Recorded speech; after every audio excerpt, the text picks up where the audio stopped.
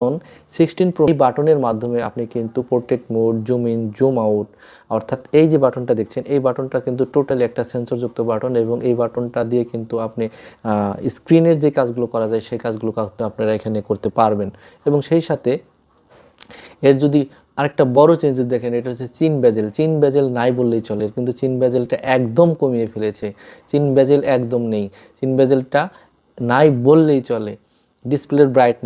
ব্রাইটনেসটা কিন্তু অ্যাপেল দাবি করছে 25% ডিসপ্লের ব্রাইটনেস এরা বৃদ্ধি করেছে। আগের আইফোন 15 সিরিজের যে ব্রাইটনেস ছিল, পিক ব্রাইটনেস 2000 নিট, সেটা কিন্তু এখন চেঞ্জ হয়ে প্রায় অলমোস্ট 3000-এর কাছাকাছি পিক ব্রাইটনেসটা এসে দাঁড়িয়েছে। এবং এর আরও একটি উল্লেখযোগ্য পরিবর্তন দেখবেন হচ্ছে এর ব্যাটারিতে, অর্থাৎ এর ডিসপ্লে রেশিও, এর চিন বেজেল, এর ব্রাইটনেস,